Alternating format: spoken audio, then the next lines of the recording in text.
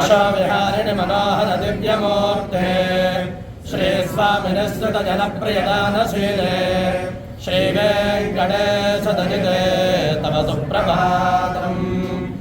सुप्रभातमरविन्दलोचने भवतु प्रसन्नमुखचन्द्रमण्डले विधिशङ्करेन्द्रपदिताभिरर्चिते वृषशैलनाथदजिते दयानिधे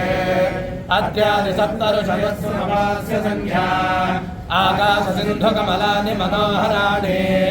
आदाय पादजगमच्चयतम्